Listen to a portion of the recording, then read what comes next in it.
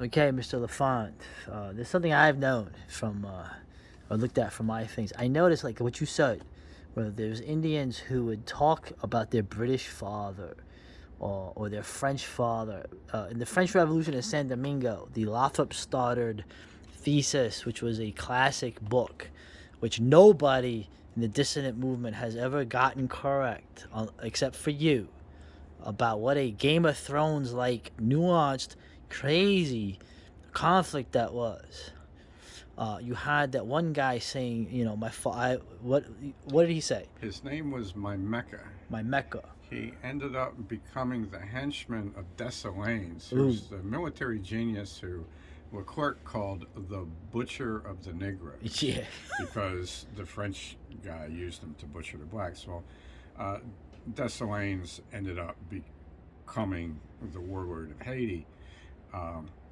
He had this henchman, like many of the slaves that were brought over and given a machete as soon as they got off the boat to go Right. look in the sugarcane fields. The maroons. He was a POW from the Congo. So this is where you get your maroons from. These tribal guys will just take that machete and Run to the hills. Yeah. they would go. You'd have the sugarcane plantations at the base on the flatland. Then you'd have the coffee plantations around the mountain, Yeah. and then the top of the mountain was jungle, and that's where the maroons would go. Right. From there, and they're always like they're always this other position that's ready to come in when everybody else is fighting. Well, he was contacted by, I think it was the Revolutionary Council, the Jacobins or something from Port-au-Prince, about fighting for them. Yeah. And he said something to the effect that he has been a war chief for 3 kings. He's had 3 fathers: the king of the Congo, the king of Spain, and the king of France. I might have got the last 2 out of order because I think at this time he was currently serving the king of Spain over in the Dominican Republic, Right. the other side of Santo the island. Domingo. Right. And his point was, he wants to be employed as a warrior for a king, one man that makes a decision and then on his own honor or not will stand by that decision instead of making an alliance with or being the proxy for a squabbling band of politicians who, if they win this argument, well, they might have been your ally last year, but now there's new people in charge and now you're going out. You mean democracy? Right. So he, as a warrior, he totally did not trust fighting a war on behalf of a democracy or a republic. And you can imagine that there might have been some people that went to war to fight on behalf of various democracies in different places around the world and don't feel like they were treated well by the democratically elected politicians that directed them. Right. So this would make sense in, like, now in North America with the Indians, like, the father of, it's a very interesting thing. Like, pretty much the only people that would, the only people, when you think of Native Americans, which is a term that I don't use other than for derision, because I don't want to diss the Indians like that by calling them American. They look to a similar thing, and what they have in common to like a maroon or whatever, is that they're masculine warriors that live and die and have to have responsibility for vulnerable women and children in wilderness areas while maintaining and waging wars on foot with hand weapons.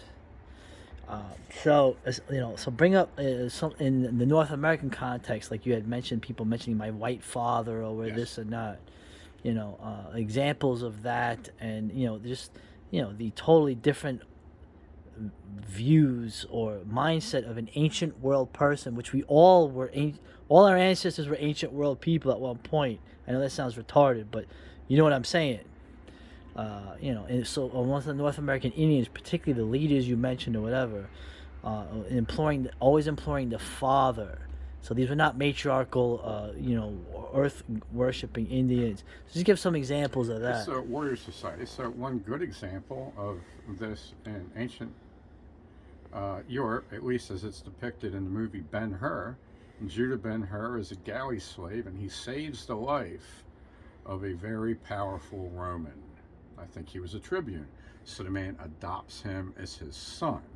That's how he can elevate him. This was one way that in antiquity, some people would be elevated out of slavery through adoption as his son. The fact that gift giving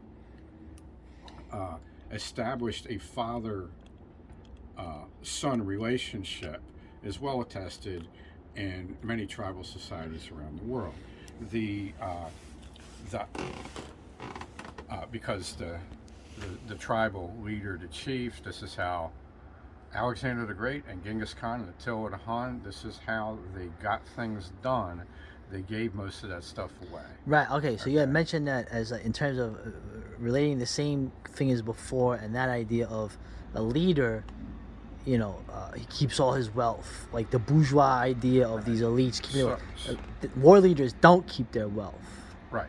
Not in a tribal context. And even when you get to Julius Caesar, now and the Romans that fought for the purple, they would use tax money from the Roman treasury to reward their legionnaires, right, to fight for them. So that's an extension and kind of a corruption of the same thing. It becomes more mercenary then. Right. One good example of how this starts at the very ground floor of a tribe, the Sauk Indians, who their last leader was Blackhawk.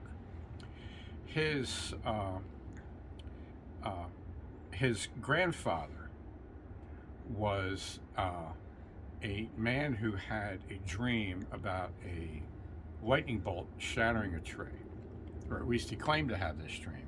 Then he went before the people, and he decided that he was going to go in search of the thunder. He was going to go in search of these people. I forget what they call them. It was translated as the white man, but in the 1730s, when he was telling this story, the term white man had recently come into common usage. Yeah. It wasn't something that was even used around 1700. Right. So who knows what the Indians were calling the French. Okay, they probably called them the French, which is what the French called themselves. Right. So he travels with his two brothers to the Great Lakes, to one of the Great Lakes. I forget which one.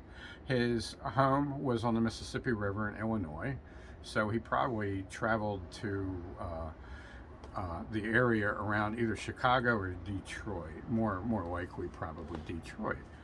And there, he heard thunder, and he went towards the thunder, and he found his French brother, who was sent by his French father with gifts.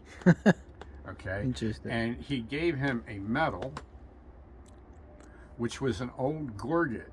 Wow. You'll see the Indian chiefs wearing, and warriors in many cases, wearing a thing on a chain that's a little metal plate that's on the upper chest here. We're gonna get into that gorget. Right. So he gave him one of these things.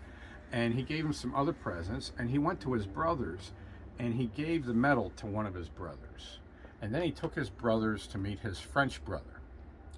And at this point, the French are working with various other tribes as translators. And then his French brother admonishes him. He said, "No, our father, the King of France, the great father across the water, has given you that medal because you are the war leader. Your brothers are to be the civil leaders. They are to manage the tribe. When we give you blankets and food, you give them to your brothers, and they can distribute them amongst the women and children. Right. But when we give you guns and powder and shot, and rum, we give them to you, and you distribute them amongst your warriors." Right. Okay. So he was elevated to war chief from his two equal brothers. They were all sons of a hereditary chief. Yeah. And he was not the eldest, but he was the boldest. Right. He was the man that, since he came first, this French ambassador, this trade minister, governor, or whoever he was, uh, he knew that this was the man that was the most proactive. He was going to be the best proxy agent. He was going to be the best ally, and that his other brothers, who were more timid and stayed back at the main camp when they heard the thunder, these would be the men that would take care of the village and everything. That's very interesting. The French way of doing stuff, I kind of like it a little better. So, but obviously, it wasn't gonna be, it wasn't gonna win out in the end. But anyway, we'll do another vid. So, but that was interesting. The idea of these men, the racial thing aside, willing to call these other men from places that are literally, I mean, Europe is like an alien planet to a fucking Indian, somewhere in America. But they would still talk about the father, the king of that place, as reverence, because they recognized a single strong man of hierarchy, and obviously the respect for that. It shows you what a masculine, patriarchal warrior society is going to value and respect. There was respect for elders too. These Right. three brothers were sent out under the authority of the elder council, and he would be the war chief, and his brothers would be the civil chiefs, Right. under the advisement of the elderly men who were now too old Right. to fulfill these obligations. And you're also talking about a society where adoption is common, Yes. and people will have multiple fathers. Right. That's true. So, Okay. all right. So respect your elders, unless they're boomers. So, all right. So, just joking. All right. Later.